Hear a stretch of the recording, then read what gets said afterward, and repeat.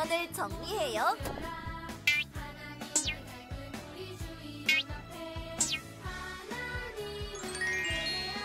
성경책을 준비해요. 헌금을 준비해요. 핸드폰을 꺼요. 바른 태도로 예배해요. 하나님이 기뻐하시는 예배 드려요.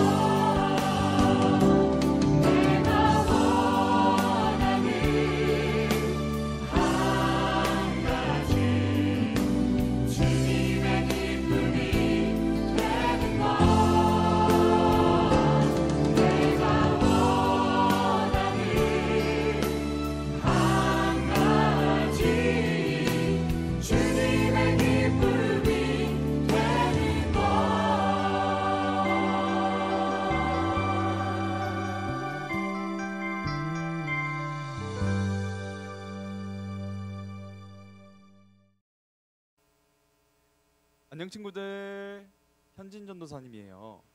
여러분 한 주 잘 보내고 있나요? 네, 우리 오늘도 영과 진리로 하나님께 예배드리는 여러분들 다 될 수 있도록 전도사님이 기도하겠습니다. 우리 오늘 함께 사람을 찾습니다 라는 주제로 말씀을 나눠볼 거예요. 오늘 함께 읽을 말씀은 디모데후서 2장 1절에서 7절 말씀이에요. 우리 말씀을 한 목소리로 또박또박 같이 읽어볼게요. 내 아들아, 그러므로 너는 그리스도 예수 안에 있는 은혜 가운데서 강하고 또 내가 많은 증인 앞에서 내게 들은 바를 충성된 사람들에게 부탁하라. 그들이 또 다른 사람들을 가르칠 수 있으리라. 너는 그리스도 예수의 좋은 병사로 나와 함께 고난을 받으라. 병사로 복무하는 자는 자기 생활에 얽매이는 자가 하나도 없나니 이는 병사로 모집한 자를 기쁘게 하려 함이라. 경기하는 자가 법대로 경기하지 아니하면 승리자의 관을 얻지 못할 것이며 수고하는 농부가 곡식을 먼저 받는 것이 마땅하니라. 내가 말하는 것을 생각해 보라. 주께서 범사에 내게 총명을 주시리라. 아멘. 여러분, 회사에서 사람을 뽑을 때 어떤 사람을 뽑을 것 같나요? 그래요. 회사에서는 자격 요건이 맞는지 살펴보고 경력과 자격증 같은 것을 요구하기도 해요. 주어진 직무를 잘 해결해낼 수 있는 사람을 찾기 위해서예요. 만약 지원 자격을 정하지 않고 사람을 뽑는다면 어떤 일이 일어날까요? 아마 일을 잘 하지 못해서 회사에 지장이 생길 수 있을 거예요. 회사는 직원으로 뽑은 사람이 일을 잘 해내기를 기대해요. 하나님은 우리를 하나님 나라의 일꾼으로 불러주셨어요. 그리고 우리가 하나님께 충성스러운 일꾼이 되기를 기대하세요. 그렇다면 하나님이 원하시는 충성스러운 일꾼, 어떤 사람일까요? 성경 말씀을 통해 우리 함께 살펴보아요. 바울이 아들과 같은 디모데에게 쓴 편지를 살펴보려고 해요. 바울은 디모데에게 꼭 전해주고 싶은 다양한 이야기를 편지에 적었어요. 특별히 오늘 읽은 본문에서 바울은 두 가지를 말했어요. 그리스도 예수 안에 있는 은혜 가운데서 강하라 라는 격려와 내게 들은 바를 충성된 사람들에게 부탁하라 라는 권유였어요. 바울과 디모데가 살던 때는 믿음을 지키기 어려운 시대였어요. 예수님을 믿는 것이 어려운 시대였어요. 왜냐하면 많은 핍박이 따랐기 때문이에요. 그리고 또 잘못된 가르침을 전달하는 사람도 있었어요. 그 결과 실제로 많은 그리스도인들이 믿음을 그만 포기하게 되었어요. 그래서 바울은 이런 상황 속에서 디모데에게 강하고 담대하라 라고 이야기하고 더 나아가서 이 믿음을 다른 사람에게 가르치라 라고 한 거예요. 그런데 여기서 바울은 다른 사람들을 가르칠 때 내게 들은 바를 가르치라고 했어요. 디모데가 바울에게 들은 것이 무엇인가요? 그래요. 디모데는 바울에게 하나님의 말씀을 들었어요. 즉 디모데는 다른 어떤 가르침이 아닌 하나님의 말씀을 가르치고 전해야 해요. 이것이 충성된 하나님의 일꾼이 해야 할 일이에요. 그렇다면 충성된 하나님의 일꾼은 어떤 사람을 말하는 것일까요? 바울은 세 종류의 사람을 비유로 설명하고 있어요. 첫째는 병사예요. 여러분, 병사가 어떤 사람이죠? 병사는 나라를 지키는 사람이에요. 나라의 부르심을 받고 총과 칼을 차고 나라가 위협으로부터, 다른 나라의 위험으로부터 지키고 보호하는 역할을 하는 사람이죠. 근데 그 병사는 자신을 부른 국가를 위해서 충성해요. 국가를 기쁘게 하는 역할을 하는 게 병사예요. 자기 말보다 상관의 말을 중요하게 여기고 상관이 시키는 일을 열심히 해야 해요. 자, 둘째는 경기하는 자예요. 경기에서 승리하려면 물론 경기를 잘하는 것이 중요하겠죠. 그렇지만 꼭 기억해야 될 것이 하나 더 있어요. 그것은 경기 규칙을 지키는 거예요. 만약 경기하는 자가 그 경기의 규칙을 지키지 않는다면 어떻게 될까요? 네, 경기에서 실격하고 말 거예요. 그래서 경기하는 자는 법대로 경기해야 돼요. 법대로 경기해야 승리의 관을 얻을 수 있어요. 바울이 하나님의 일꾼에 비유한 병사와 경기하는 자에게는 분명한 기준이 있어요. 병사에게는 모집한 사람, 즉 상관의 말이 기준이고 경기하는 자에게는 경기 규칙이 기준이에요. 자, 그럼 하나님의 일꾼에게는 어떤 기준이 있을까요? 그것은 바로 하나님의 말씀이에요. 충성된 하나님의 일꾼은 하나님의 말씀을 중심에 두고 삶의 기준으로 삼아요. 바울이 내게 들은 바를 다른 사람에게 전하라고 부탁한 것처럼 말씀을 중심에 두고 살아가요. 자, 세 번째는 농부예요. 농부는 계절에 따라 씨를 뿌리고 곡식을 거두는 사람이에요. 농부가 일하는 목적은 곡식을 얻는 거예요. 만약 농부가 아무런 곡식을 얻지 못했다면 그 농부는 헛된 일을 한 것이죠. 농부는 곡식을 얻기 위해서 수고로움을 자처해서 열심히 일해야 해요. 여러분, 혹시 이 발이 누구의 발인지 알아요? 네. 혹시 뭐 본 적 있나요? 이 발은 바로 그 유명한 손흥민 선수의 발이에요. 이 발은 평범해 보이지 않아요. 온통 보세요. 상처투성이죠. 발 모양도 굉장히 특이해요. 발이 왜 이렇게 됐을까요? 이 발의 모습은 엄청난 훈련의 결과예요. 발 모양이 변할 정도로 매일매일 열심히 훈련을 한 것이죠. 훈련을 하는 동안 여러분, 발이 얼마나 아프고 고통스러웠을까요? 매일매일이 아주 힘들었을 거예요. 하지만 손흥민 선수가 이렇게까지 고통을 참고 훈련한 이유는 바로 좋은 결과를 얻기 위해서예요. 그래서 손흥민은 실제로 어떤 상을 받았었죠? 네, 최고로 그 시즌에서 골을 많이 넣는 그 선수가 받는 상을 우리 손흥민 선수가 받았었죠. 네, 아주 자랑스러운 결과예요. 그리고 자랑스러운 결과를 얻으려면 손흥민 선수가 어렸을 때부터 훈련을 하지 않았으면 그 상을 지금에 와서 받지 못했을 거예요. 마치 농부가 곡식을 얻기 위해서 수고한 것처럼 충성된 하나님의 일꾼도 하나님의 말씀에 바르게 충성해야 돼요. 그리고 자신에게 맡겨진 일에 최선을 다해야 해요. 디모데는 이 말씀을 듣고 하나님의 일꾼이라면 어떻게 살아야 할지를 깨달았을 거예요. 충성된 하나님의 일꾼은 병사와 경계하는 자가 상관의 말과 경기 규칙에 따라 움직이듯이 말씀이라는 기준을 두고 살아야 해요.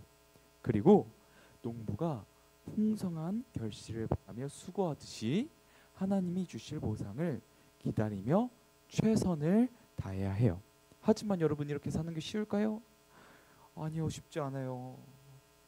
결코 쉽지 않아요. 그래서 절제와 우리의 수고가 따라요. 바울은 이것을 고난이라고 말해요. 그래서 그는 3절에 이렇게 말하고 있어요.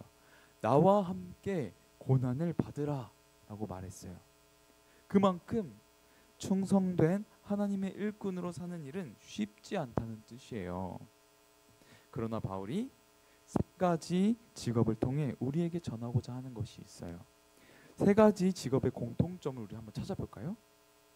그것은 무엇일까요? 그것은 바로 분명한 결과가 있었다는 거예요. 병사는 모집한 사람을 기쁘게 하는 결과를, 경기하는 자는 승리자의 관을, 농부는 풍성한 곡식을 얻는다는 분명한 결과가 있다는 것이죠. 이렇듯이 하나님의 일꾼으로 사는 일은 쉽지 않지만 하나님이 주시는 분명한 기쁨이 있어요. 그것은 인내하고 수고하며 충성할 때 하나님이 주시는 승리의 관, 곧 하나님 나라를 얻게 된다는 거예요. 그러므로 지금은 비록 눈에 보이진 않지만 왕이신 하나님이 주실 구원의 영광을 생각하며 주어진 자리에서 충성된 하나님의 일꾼으로 살아가야 돼요. 여러분, 아까 우리 언급했듯이 우리 대한민국 축구 국가대표 손흥민 선수는 우리나라에서 뿐만이 아니라 영국 그 유명한 그 축구 잘한다는 사람들이 다 모여 있는 프리미어 리그에서 아주 뛰어난 활약을 하는 최고의 선수예요. 지금은 토트넘의 캡틴이 됐죠. 여러분, 프리미어 리그에서 캡틴을 단다는 것은 굉장히 잘하고 있다는 것이고 인정을 받고 있다는 거예요. 그가 그렇게 최고의 선수가 될 수 있었던 것, 그가 한 인터뷰에서 이렇게 얘기를 했어요. 내 인생에서 공짜로 얻은 것은 하나도 없어요. 드리블, 슈팅, 컨디션 유지, 부상 방지 등은 전부 죽어라 하고 노력해서 얻은 결과물이다 라고 얘기를 하고 있어요.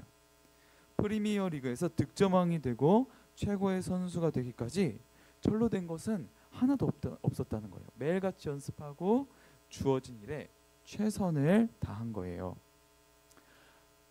여러분, 하나님의 충성된 일꾼이 살아가는 자세도 이와 같아요. 하나님의 충성된 일꾼은 저절로 되지 않아요. 매일 하나님의 말씀을 중심에 두고 그 말씀대로 살기 위해서 힘쓰며 살 때 바로 충성된 일꾼이 될 수 있어요. 여러분 모두 하나님을 기쁘시게 하는 충성된 일꾼이 되기를 전도사님이 축복해요. 저를 따라 한번 외치면서 오늘 말씀을 마칠게요. 우리는 하나님의 충성된 일꾼. 한 번 더 외쳐볼게요. 우리는 하나님의 충성된 일꾼. 네, 좋아요. 여러분 모두가 다 하나님을 기쁘시게 하는 충성된 일꾼이 되기를 전도사님이 축복합니다. 기도하겠습니다. 살아계신 하나님 아버지, 감사합니다. 오늘 말씀을 통하여서 하나님을 기쁘시게 하는 충성된 일꾼이 되라고 하신 말씀을 우리가 들었습니다. 하나님, 세상은 거짓말합니다. 세상은 하나님과 나 사이를 떨어뜨려 놓으려고 합니다. 하지만 하나님, 정말 사도 바울이 끝까지 인내와 정말 그 고난을 통하여서 끝까지 하나님의 말씀에 순종하며 일꾼으로서 살아갔듯이 하나님, 우리도 하나님의 말씀을 끝까지 믿고 끝까지 순종하며 하나님 말씀에 굳게 의지하여서 주님을 기쁘시게 하는 충성된 일꾼이 다 될 수 있도록 하나님 아버지 도와주세요. 감사드리며 예수 그리스도의 이름으로 기도합니다. 아멘. 오늘의 예배 주기도문으로 마치겠습니다.